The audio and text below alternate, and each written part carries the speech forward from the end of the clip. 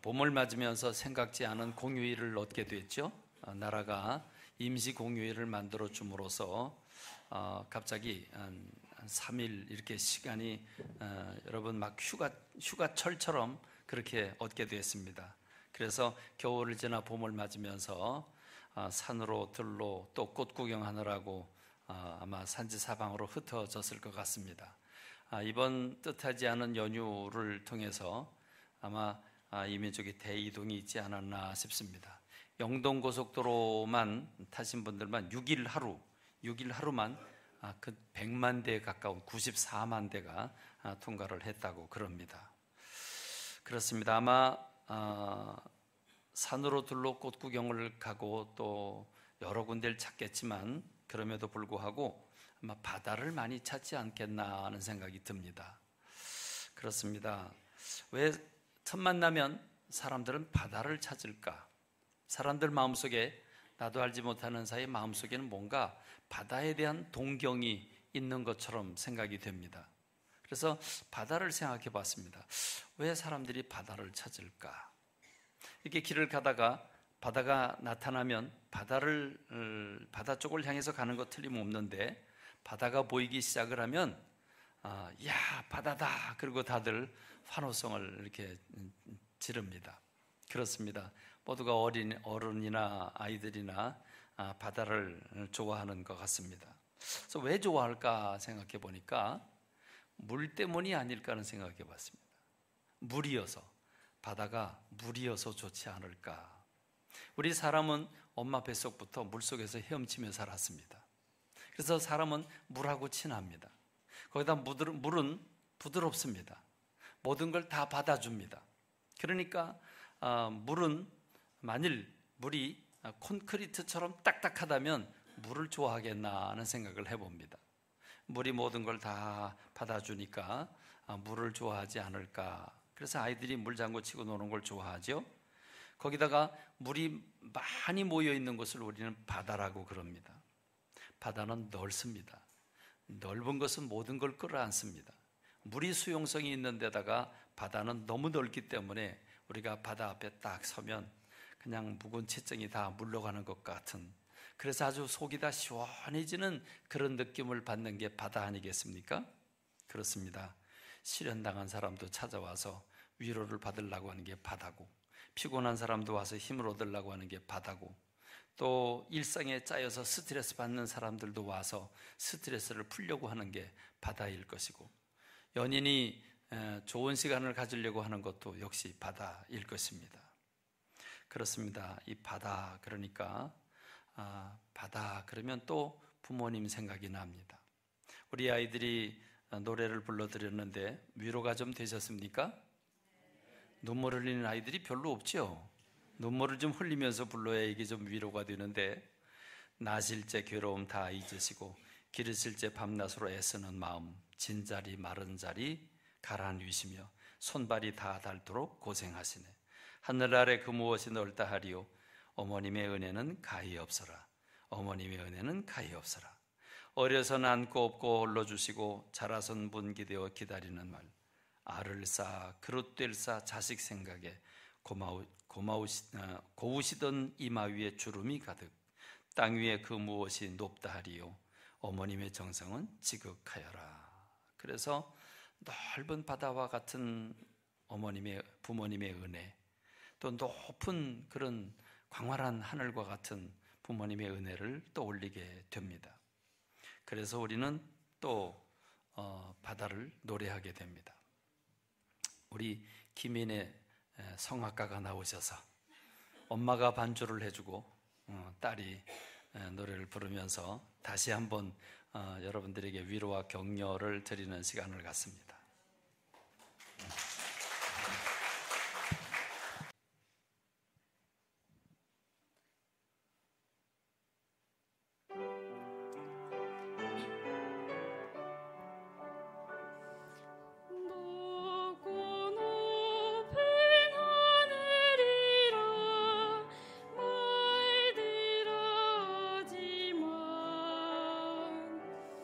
나는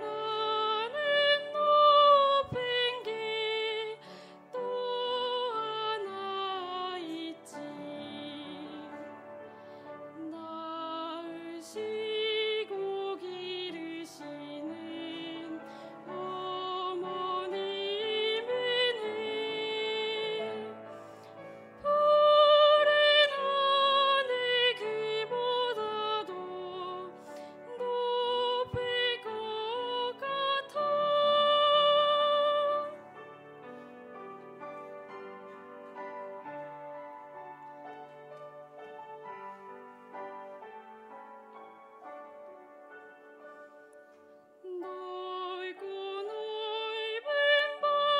푸른 하늘 그보다도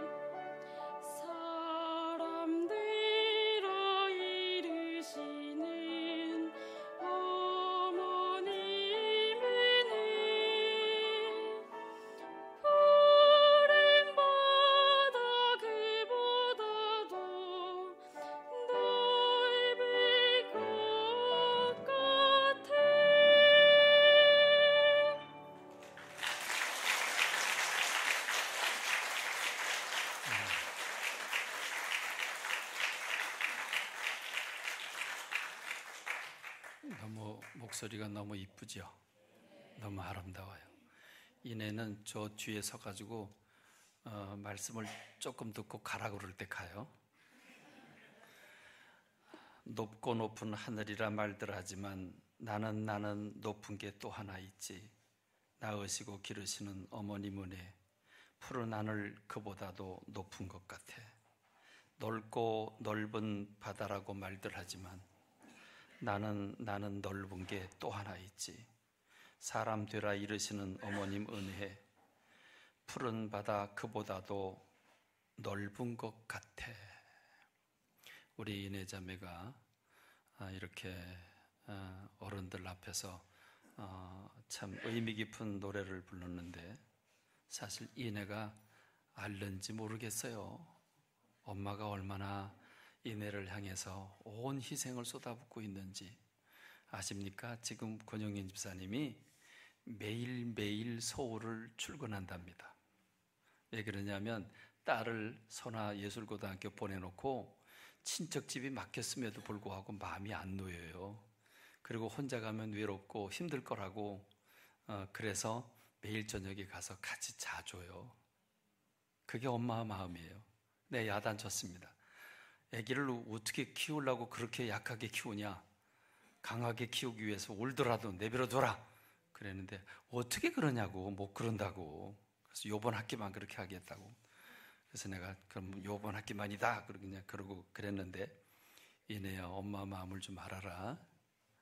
네가 알겠냐? 시집가서 나보고 고생하고 길러보고 그래야 그제서야 알겠지. 이젠 가도 돼요. 그래요. 저희 어머님이 생각이 납니다. 저희 어머니는 제가 30살쯤 돌아가셨는데 53살에 돌아가셨습니다. 제가 초등학교를 졸업하고 춘천중학교 시험을 봤는데 떨어졌거든요. 어머니가 불도 켜지 않은 채 어두운 방에서 아들 떨어졌다고 그러고 훌쩍훌쩍 우시는데, 그 옆에서 있는 저는 얼마나 괴롭겠습니까? 어머니가 절망하면서 우시는 그 모습, 참 지금도 잊혀지지를 않습니다. 저희 어머니는 초등학교도 못 나오셨습니다. 5만 5천 원 쓰라 그러면 5만 원을 먼저 동그라미 4개 써놓고 그 다음에 5천 원을 또 씁니다. 그럼 돈이 얼마가 되는 거죠? 저희 어머니 초등학교를 못 나오셨습니다. 그러니까 자식들만큼은 키우고 싶다고 옛날에 저 만주 땅에서 홀몸으로 내려오셔서 아무것도 없이 자식들 넷을 낳아서 기르는데 뭐가 있습니까? 별 장사를 다 하셨습니다. 어머니가 장사한 것만도 10가지 이상은 될 겁니다. 그렇게 하면서 자식을 키우겠다고 했는데 이게 장남이 춘천중학교에 시험 봐서 떨어졌으니까 얼마나 괴롭겠습니까?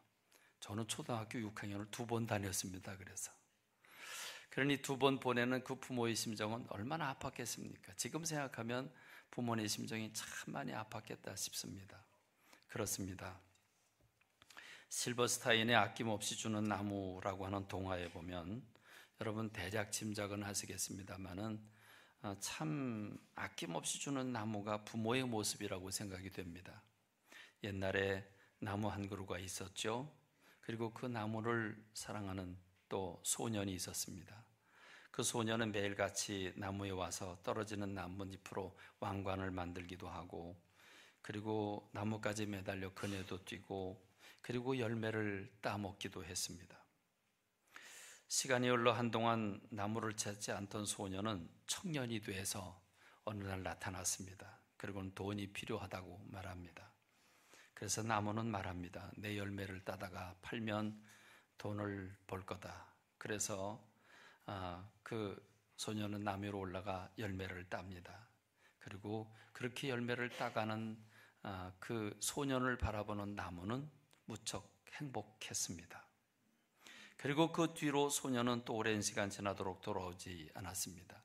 나무는 너무 슬펐습니다. 그런데 어느 날 소년이 갑자기 돌아왔습니다. 이제는 아내와 아이들을 위해서 집이 필요하다고 했습니다. 그래서 나무는 내 가지들을 베어다가 집을 지으라고 말합니다. 가지들이 하나 둘 잘려나갑니다. 그러나 그럼에도 불구하고 나무는 기쁘기만 합니다. 그리고 그 뒤로 또 소년은 한동안 돌아오지 않습니다. 오랜 시간이 지나 장년이 된 소년은 다시 나무에게로 찾아와서 이번에는 자신을 태우고 먼 곳으로 데려갈 배가 필요하다고 했습니다. 그러자 나무는 자기 몸통, 자기 줄기를 베어서 배를 만들라고 했습니다. 소년은 줄기를 베어서 배를 만들어 멀리 떠나버렸습니다. 그러고는 오랜 세월이 지난 뒤에 소년은 노인이 되었습니다. 그리고 그 노인이 돌아왔습니다. 나무는 이제 더 이상 이 소년에게, 이 노인에게 줄 게 없어서 너무 미안했습니다. 내가 너한테 줄 게 아무것도 없단다. 그런데 이 소년, 노인이 된 소년은 그 역시 또한 아무것도 필요 없었습니다. 그저 편안히 앉아서 쉴 곳이 필요할 뿐이었습니다. 나무는 안간힘을 다해 밑동, 구루터기밖에 남지 않은 밑동을 활짝 피면서 여기 와서 쉬라고 했습니다. 노인이 그렇게 거기 그 구루터기에 앉습니다. 그리고 그렇게 앉아 쉬는 그 노인을 바라보는 나무는 역시 모든 걸 다 아낌없이 주었지만 그저 흐뭇하기만 합니다.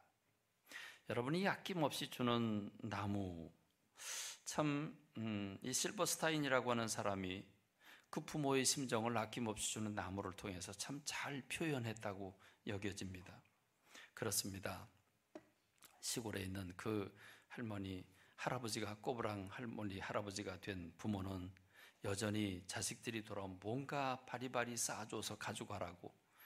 이제 나무기 아무것도 없고 그리고 짜글짜글해진 그 얼굴과 꼬부라진 허리밖에 남아있지 않지만 뭔가 더 줄 게 없어서 애를 쓰고 있는 그 부모의 심정, 아낌없이 주는 나무, 그럼에도 불구하고 노년이 된 그들을 찾아오는 그 자식들을 바라보는 행복해하는 그 부모의 심정, 그렇습니다. 아낌없이 주는 나무는 틀림없는 우리 부모님들입니다.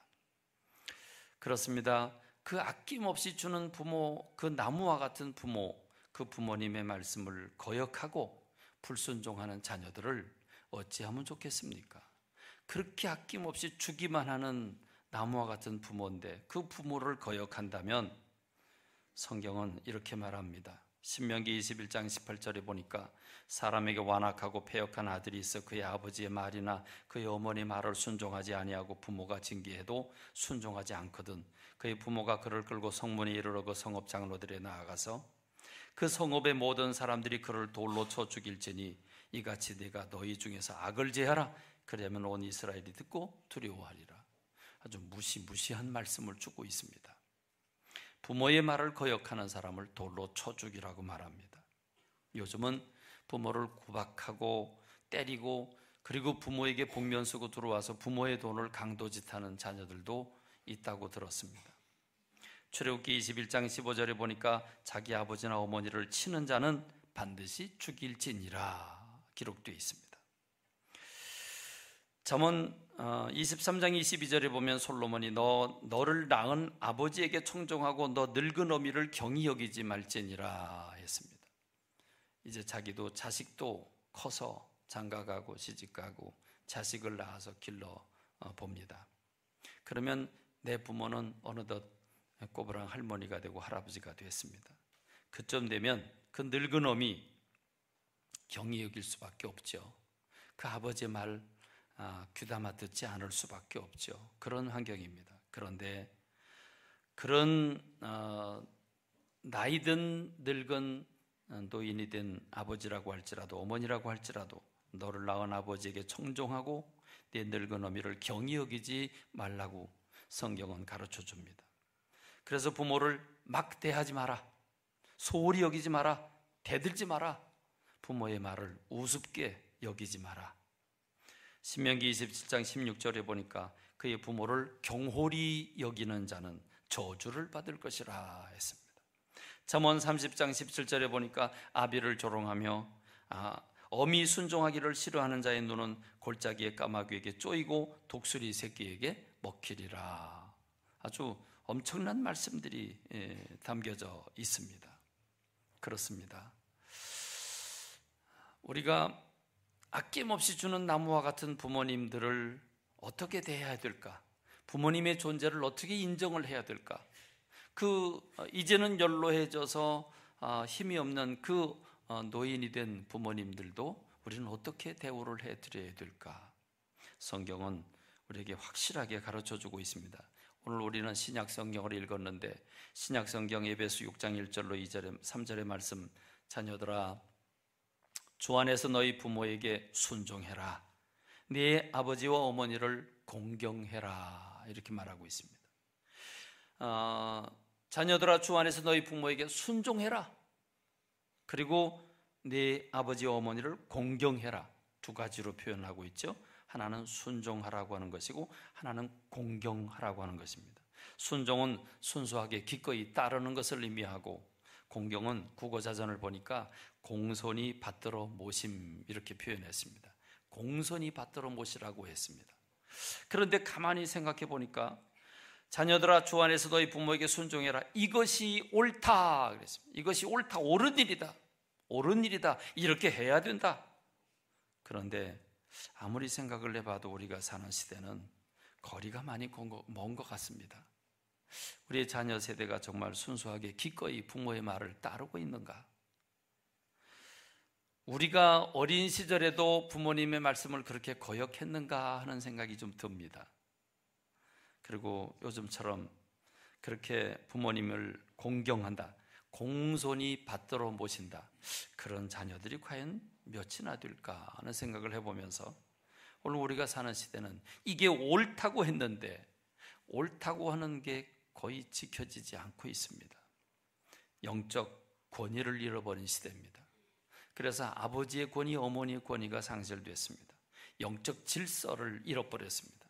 부모가 더 이상 부모의 대우를 받지 못합니다. 선생님이 스승님의 대우를 받지 못합니다. 이제 스승의 날 곧 다가오는데 스승의 날 이제 가슴에 꽃 하나 달아드리고 선물 하나 주는 것도 뇌물이라고 그것도 없애버렸으니 세상이 너무 삭막해졌습니다. 대통령은 한 나라 수천만, 우리 5천만의 어버이인데 대통령을 향해서 막말을 해댑니다. 이래도 되는가 하는 생각이 들 정도로 권위가 하락된 시대, 정말 우리가 사는 시대는 영적 질서가 무너진 시대를 살고 있습니다. 그런데 성경은 네 어머니와 아버지를 공경해라, 이것이 약속 있는 첫 계명이다, 이렇게 말하고 있습니다. 여러분, 이 계명이라고 하는 말은 법이라는 말이죠. 명령이고 법이라는 말입니다. 반드시 지켜야 되는 법이라는, 옳은 일일 뿐만 아니라 옳은 일을 넘어서서 법이라고 하는 겁니다. 하나님은 이스라엘 백성들, 이집트에서 종살이 하고 있는 이스라엘 백성들을 구원해내서 광야로 불러내 하나님의 백성을 삼으셨습니다. 하나님의 백성을 삼으시고 하나님의 백성들은 삶이 달라야 된다, 하나님의 백성들은 지켜야 할 법이 있다, 그리고 주신 법이 있는데 그게 바로 십계명입니다. 그게 바로 율법입니다. 여러분이 이 십계명 율법을 대표하고 있는데 십계명은 모세가 하나님 앞에 40주야로 엎드려 기도할 때 하나님이 직접 2개의 돌판을 취해서 하나님이 직접 파가지고 준 것이 십계명입니다. 근데 이 십계명은 2개의 돌판으로 되어 있죠. 이 2개의 돌판에 이 십계명이 나누어서 기록되어 있습니다. 출애굽기 20장 3절로 8절에 보니까 4가지가 기록되어 있는데 이게 첫 번째 돌판입니다.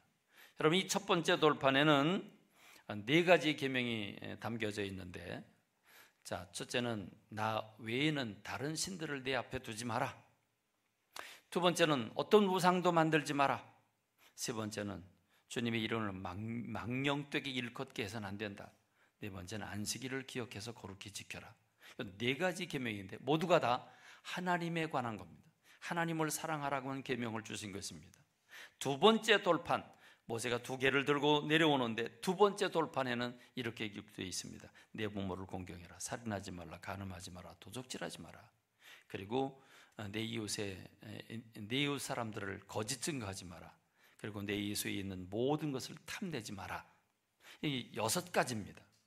근데 여러분, 가만히 생각해 보면 이 두 번째 계명의 첫 번째는 무엇입니까?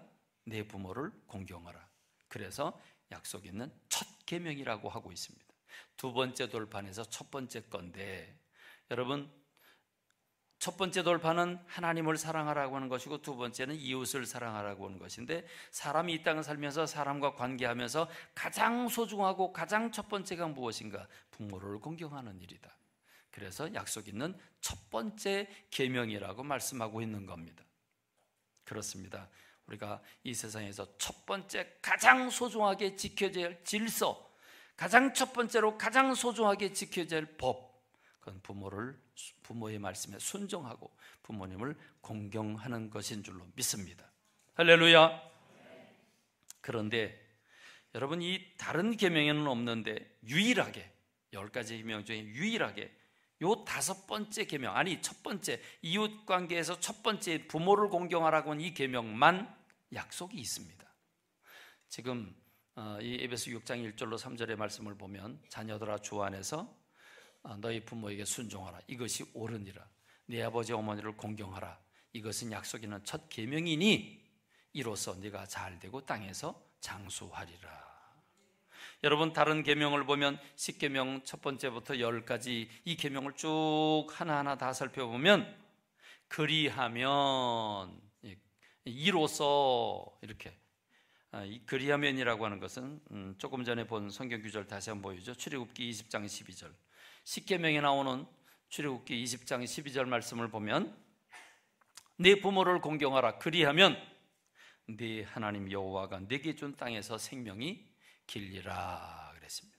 신약 성경인 에베소에는 이로써 이렇게 표현을 했고, 구약 성경의 십계명에는 그리하면 그랬습니다. 조건입니다. 이 조건은 약속입니다. 약속이 따라붙는 계명입니다. 다른 계명은 그리하면이라고 하는, 이로써라고 하는 계명이 하나도 없습니다. 그런데 유일하게 이 5번째, 아니 첫 번째 계명에는 약속이 있습니다. 무슨 약속입니까? 그것은 바로 여호와가 내게 준 땅에서 내 생명이 길리라. 그리고 신약 성경엔 내가 잘되고 땅에서 장수하리라. 여러분, 잘된다는 말은 무슨 말입니까? 잘된다. 우리가 무엇을 하든지, 장사를 하든지 공부를 하든지 사람관계를 이루든지 뭘 하든지 잘된다. 그래서 형통한다. 이런 뜻이 있죠. 형통한다. 모든 일이 잘된다. 그럼 무엇을 얘기합니까? 행복해지는 걸 얘기하는 거죠. 그렇습니다. 부모님의 말씀에 순종하고 부모님을 공경할 때 행복이 주어진다는 말입니다. 그리고 장수가 주어진다는 말입니다. 다른 계명은 없는데 이 부모를 공경하는 것만큼은 약속이 담겨 있다고 하는 것을 지금 사도 바울은 강조해주고 있는 겁니다. 그렇습니다. 여러분, 행복하기를 원하십니까? 여러분, 진정 장수하기를 사모하십니까? 보신이 되는 약을 먹는 것도 중요하고 운동하는 것도 중요한데, 가장 중요한 것은 부모님의 말씀에 순종하고 부모님을 공경하는 것인 줄로 믿습니다. 오늘 저와 여러분, 부모님이 아직 살아계신 부모님이 계시면 부모님의 말씀에 순종하고 부모님을 공경하는 여러분 되시길 간절히 소원합니다. 여러분, 부모님이 어려서부터 하는 잔소리들을 한번 생각해 보시죠. 그게 잔소리처럼 들린 부모님이 수없이 노래처럼 부르면서 밥상에 앉으면 하루 밥 세 끼 그게 힘이다. 이게 보약이다. 밥 잘 먹어라. 음식 반찬 골고루 먹어라. 그 파 고르지 말고 그 콩 골라내지 말고 골고루 먹어라. 여러분 얼마나 귀따갑게 얘기합니까? 나는 먹기 싫은데 억지로 먹으라고. 여러분 얼마나 그럽니까? 야채도 좀 먹어라. 야채. 그리고 여러분 빨리빨리 그렇게 생기지 말고 천천히 오래오래 꼭꼭 씹어라. 여러분 그런 얘기 어려서부터 많이 들었어요? 못 들었어요? 수없이 들었어요. 근데 요새 그걸 누가 해주냐면 TV에서 해줘요. TV에서 오래 씹으면 좋다, 뭐 골고루 먹어라, 콩은 어쩌다, 뭐 다 알려주는데 여러분 TV 얘기, 박사님 얘기 안 들어도 초등학교도 못 나온 우리 어머님 말씀만 잘 들었어도 당에 안 걸렸을 거예요. 어머님 말씀만 잘 들었어도 고혈압 안 걸렸을 거예요. 그래서 일찍 자고 일찍 일어나라. 그렇습니다. 부모님 말씀에 순종하면 장수할 수밖에 없는 줄로 믿습니다. 부모님이 가서 도둑질하라고 가르치겠습니까? 가서 쌈박질하라고 가르치겠습니까? 부모님의 말씀대로 가르쳐준 대로 시키면 잘 되는 줄로 믿습니다. 행복하게 되는 줄로 믿습니다. 그렇습니다. 여러분 성경은요 이 부모님에 대해서 어느 정도로 부모님의 위치를 생각하게 했느냐 하면 초법적입니다. 초법. 레위기 19장 1절로 4절 말씀을 보면서 저는 깜짝 놀랐습니다. 레위기 19장 1절로 4절에 보니까 하나님께서 모세에게 말씀하시는데 너는 이스라엘 자손의 온 회중에게 말을 해라. 너희는 거룩해라. 왜냐하면 나 여호와 하나님이 거룩하기 때문이다. 그러면서 주님은 너희 각 사람은 부모를 경외하고 나의 안식일을 지켜라. 그리고 나는 너희 하나님 여호와니라. 너희는 헛된 것들에게 향하지 말고 너희를 위하여 신상을 보호 만들지 말라. 나는 너희 하나님 여호와니라. 여러분 이 문장 구조를 보십시오. 내용을 쭉 살펴보면 이 내용 전체가 레위기 19장인데 레위기 19장이면 레위기는 법전입니다. 법전인데 절반은 1장부터 10장까지는 제사법이 나오고 11장부터 끝장까지는 성결법이 나옵니다. 그리고 절기를 비롯해서 여러 가지 법이 나오는데 이 법을 총체적으로 이 레위기의 주제를 밝히라고 한다면 내가 거룩하니 너희도 거룩해라. 이게 레위기 주제입니다. 근데 그러면 여러분 이 레위기 19장 1절로 4절에 보면 이 전체는 누구를 향해서 하신 말씀입니까? 누구를 향한 말씀으로 초점이 모아져 있습니까? 하나님을 사랑하라고 하는 계명으로 초점이 모아집니다. 한마디로 말하면 첫 번째 돌판을 얘기합니다. 그렇죠? 그렇죠? 그런데 여기에 왜 부모님이 꼽살이 껴졌습니까? 그렇죠? 부모님의 얘기는 여기 안 들어가야 맞는 거예요. 그렇지 않습니까? 19장 1절로 4절에 보면 그 문장 구조를 쭉 보면 부모님 얘기는 빠졌어야 돼요. 하나님을 공경하는 것이기 때문에 부모님 얘기는 빠졌어야 되는데 부모님에 대해서는 파격적으로 표현하고 있죠. 지금 전부 하나님에 관한 말씀을 주고 있는데 너희 각 사람 부모를 경외하고 그랬습니다. 부모님을 어떻게 대하라고요? 부모님을 어떻게 대우하라고요? 경외. 경외는 뭡니까? 두려워서 벌벌 떠는 거거든요. 두려워서 벌벌 떠는 거. 이 단어는 하나님께 사용하는 단어입니다. 우리 피조물이 전능하신 하나님, 창조주 하나님, 그 하나님을 향해서 표현할 때 쓰는 단어가 경외입니다. 욥이 하나님을 경외했고, 그리고 고넬료가 하나님을 경외했고, 전부 경외했다고 하는 말은 하나님께 해당되는 단어였습니다. 그런데 이 단어를 부모에게 쓰고 있습니다. 너희 각자는 부모를 경외해라 그랬습니다. 여러분, 경외는 고사하고 부모라고 인정만 해줘도 좋겠죠? 요즘에 자녀들 보면 경외는 고사하고, 여러분 우리 아이들이 부모 보고 신경질만 안 내도 감사하겠어요. 그렇습니다. 우리 성경 말씀은 하나님과 부모를 동격으로 취급했습니다. 하나님과 부모를 동격으로 취급했다. 하나님을 얘기하면서 부모를 얘기했는데 부모를 경외해라. 하나님께 하듯이 부모님께 그렇게 하라는 것이죠. 그렇습니다. 여러분, 굉장한 겁니다. 그러고 보니까 예수님은 주기도를 주님께서 우리에게 어떻게 기도하라고 가르쳐 주시면서 예수님이 하나님을 어떻게 부르라고 했습니까? 하늘에 계신 우리 아버지요. 하나님은 우리의 아버지 되신다. 아버지로 부르라고 했습니다. 그러고 보니까 아버지, 육신의 아버지와 하나님 아버지, 이 두 아버지는 동격이라고 하는 겁니다. 물론 어머니 다 포함해서. 여러분, 그러고 보니까 오늘 우리 장로님도 기도하실 때 태어났지만 자기가 할 수 있는 게 아무것도 없을 때 부모가 다 닦아주고 먹여주고 다 싸는 거 받아주고 다 먹여주고 입혀주고 그래서 키우는 거 아니겠습니까? 그러니까 여러분, 부모가 한 역할과 하나님이 한 역할이 똑같더라고요. 부모가 뭘 했습니까? 생명을 낳아줬어요. 그러니까 내 생명의 주인은 내 부모예요. 부모가 없었으면 내 생명이 나올 수가 없었어요. 생명의 주인이에요. 그렇게 길러줬어요.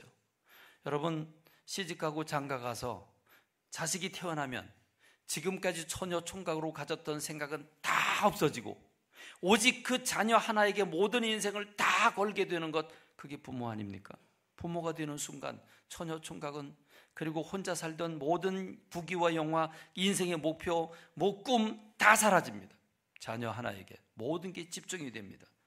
그렇게 길러줬습니다. 먹이고 입히고 내 것 다 쏟아서 길러줬습니다. 내 몸에서 진액을 쏟아서 아이에게 쏟아 부어주는 게 부모입니다. 그리고 부모를 보호해 줍니다. 그리고 부모를 가르칩니다. 부모는 자녀를 가르칩니다. 모든 걸 다 털어서 소를 팔고 땅을 팔아서라도 자식만큼은 가르치겠다고 했었던 것, 이게 부모의 심정입니다. 근데 그게 하나님입니다. 하나님이 생명을 주셨습니다. 하나님이 먹을 것 입을 것 다 우리에게 주셨습니다. 하나님이 머리카락까지 세시고 그리고 눈동자처럼 보호해 주신다고 했습니다. 하나님 우리에게 가르쳐주고 계십니다. 그러고 보니까 하나님의 역할과 부모의 역할이 똑같습니다. 그러므로 눈에 보이는 부모를 경외해라. 눈에 보이는 부모를 인정하고 부모를 경외하지 않는다면 눈에 보이지 않는 부모인 하나님을 어떻게 경외할 수 있겠느냐? 눈에 보이는 부모를 먼저 경외해라. 신약 성경에 보면 제사장들이 또는 율법학자, 바리새인 이런 사람들이 고르반, 그래서 하나님께 드리느라고 부모님께 드릴 게 없다. 그럼 그걸로 액땜해 버렸습니다. 말도 안 된다는 거죠. 예수님의 말씀입니다. 너희들이 고르반이라고 선언만 하면 되는가? 네 부모를 공경하지 않으면서 하나님을 공경한다는 말이 가당한 말인가? 불가능하다. 먼저 내 부모를 공경해라. 내 부모를 경외해라. 그렇습니다. 우리 부모님들은 그렇게 가르쳤죠. 부모님이 식사하는데 어디 드러놓이는가? 야단을 쳤습니다. 부모님이 식사할 때는 무릎 꿇고 앉아 있어야 된다고. 부모님이 식사를 다 끝나기 전에는 어디 움직이지 말라고. 부모님이 말씀을 끝내기 전에는 부동자세로 가만히 있으라고. 어디 말대꾸를 하냐고. 지금 우리 시대는 너무 편해진 게 아니라 거꾸로 됐습니다. 부모가 아이들 눈치 보느라고 절절절절 맵니다. 장교가 사병들의 눈치 보느라고 절절절절 맵니다. 대통령이 백성들의 눈치 보느라고 절절 맵니다. 세상이 거꾸로 됐습니다. 무질서해졌습니다. 회복해야 합니다. 먼저 우리는 부모님을 부모님으로 인정해 줄 때, 부모님을 경외할 때, 부모님을 공경할 때 비로소 회복되는 줄로 믿습니다. 그렇습니다. 부모님이 아낌없이 모든 걸 다 주었습니다. 밑둥만 남았습니다. 쭈그러진 몸, 꼬부라진 허리밖에 남은 게 없습니다. 그런데 내가 낳은 자식을 위해서 모든 걸 쏟아부으면서 왜 부모님에겐 단돈 10만 원 드리는 것도 아까워합니까? 우리 광염교회 교우들은, 이 방송을 듣는 사람들은 적어도 11조 이상을 부모님에게 드리길 간절히 소원합니다. 내가 부모님이 없어서 큰소리 치는 건 아닙니다. 여러분, 적어도 우리 부모님에게 11조 이상 드려야 되지 않겠습니까? 왜 연로하신 부모님이 왜 힘들어하고 어려워하고 왜 살림살이에 쫓겨야 되겠습니까? 나를 위해서 모든 걸 아낌없이 준 분인데. 그래서 공경하라고 하는 말이 뭐겠습니까? 섬기라는 말이죠. 공손히 받들어 섬기라고 했습니다. 그렇습니다. 솔로몬은 얘기합니다. 내 낳은 어미를 즐겁게 하라, 기쁘게 하라 말씀하고 있습니다. 그렇습니다. 여러분이 진정 행복하기를 원하면 먼저 여러분의 부모를 부모로 인정하고, 그리고 부모님께 모든 아낌없는 공개를 해드릴 때 하나님께서 여러분들에게 부어주시는 줄로 믿습니다. 이제 말씀을 맺기를 원합니다. 자녀가 있는 부모가 계시는 자녀들은 그렇게 해야 되겠지만, 연로하신 부모님들, 오늘 보니까 우리 교회도 이제 어른들이 별로 안 계셨는데 오늘 보니까 꽤 많이, 이제는 어른들이 많이 보입니다. 그런데 우리 나이 드신 분들은 나이 드신 척하지 맙시다. 나이 드신 분들은 좀 젊은 척 했으면 좋겠습니다. 아멘이 하나도 없네. 나이 드신 분들은 난 나이 들었네 그러면요 점점 나이 들어요. 나 젊다 그러시고, 내가 할 일 없냐 그리고 좀 내 할 일 좀 내놓으라고 그러시는 어르신들 되시길 간절히 소원합니다. 아멘이 왜 없어요?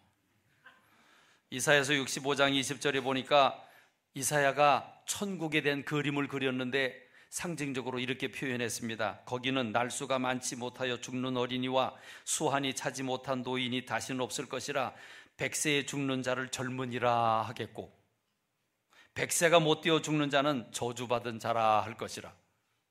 100살도 안 됐는데 뭐 나이 드신 척합니까? 나이 들었다고 물론 알아요, 그렇죠? 기억력도 떨어지고 에너지도 떨어지고 힘도 없고 쭈글쭈글해지고, 그렇죠? 많이 힘든 건 알아요. 그러나 힘든 표를 내지 맙시다. 젊은 표를 냅시다. 할렐루야. 젊은 사람들이 아멘을 하고, 이게 연세 드신 분들은 아멘을 안 하는 것 같아요. 그래서 여러분, 천국 가려면요, 전 천국을 이렇게 그립니다. 천국은 노인들만 모인 노인정이다. 전 천국 안 가요. 그 천국가 뭐예요? 노인들만 모여 있는데. 그렇지 않습니까? 저는 천국을 그렇게 생각하지 않습니다. 천국은요, 제가 생각할 때는 썩지 아니할 몸을 입게 되는데, 아마도 우리 사람의 인생 가운데 가장 싱싱하고 가장 아름답고 가장 탱탱할 때, 그때의 모습이 아니겠나. 천국은 그렇게 활달스러운 곳이라고 저는 확신합니다. 가봐야 알겠지만 하여간 확신합니다. 그러니까 노인들만 모인 데라면 천국가 뭐해요? 그 노인정가 가서 할 일 없이. 그렇잖아요. 그러니까 여러분, 마음을 젊게 해야 천국 갑니다. 늙은 티를 내면요 천국 못 가요. 그러니까 여러분, 젊은 티를 내시고 안 아프다고 소리 지르시고 그런 여러분 되시기 바랍니다.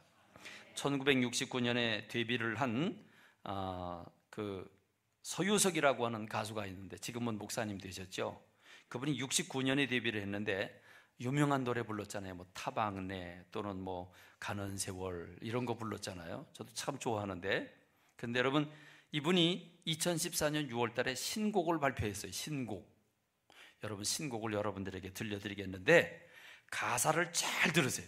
가사를 잘 들으시고 아멘 하라고까지는 안 하겠는데 가사에 동의를 하시고 그렇게 사는 어르신들 되길 간절히 소원합니다. 노래 제목은 너는 늙어봤냐. 넌 늙어봤냐? 나는 젊어봤단다. 이제부터 이 순간부터 나는 새 출발이다. 30년을 일하다가 직장에서 튕겨나와 길거리로 내몰렸다. 사람들은 나를 보고 백수라 부르지. 월요일에 등산 가고 화요일에 기원 가고 수요일에 당구장에서 주말엔 결혼식장 밤에는 상가집.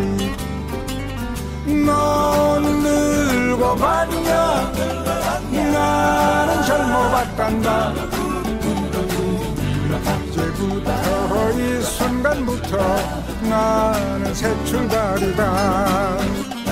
세상 나이 90살에 돋보기도 안 쓰고 보청기도 안 낀다. 틀니도 하나 없이 생고기를 씹는다. 누가 내게 지팡이를 손에 쥐게 해서 늙은이 노릇하게 했는가. 세상은 30년간 나를 속였다. 넌 늙어봤냐 나는 젊어봤단다. 이제부터 이 순간부터 나는 새 출발이다. 마누라가 말리고 자식들이 놀려대도 나는 할 거야.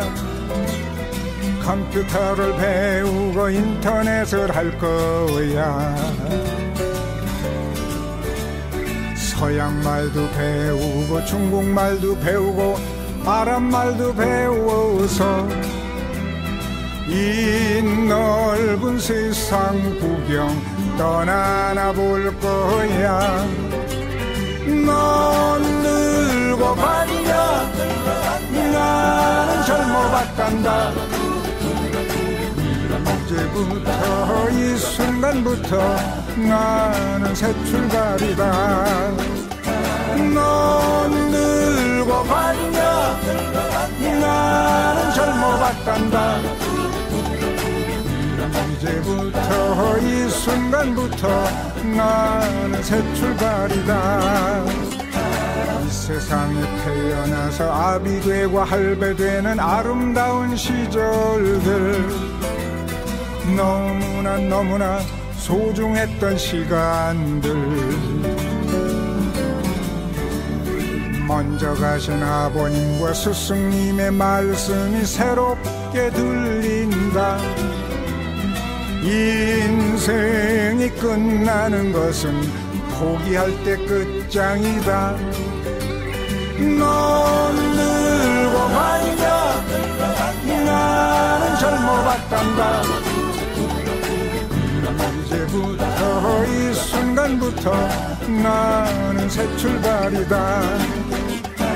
넌 늙어봤냐 나는 젊어봤단다. 이제부터 이 순간부터 나는 새 출발이다.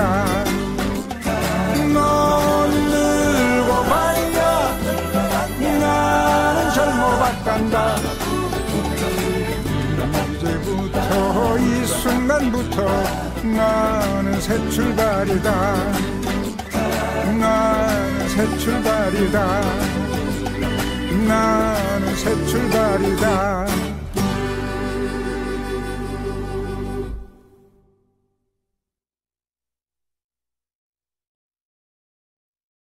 젊으시기를 바랍니다. 새 출발하는 여러분 되시기 바랍니다. 기도하겠습니다.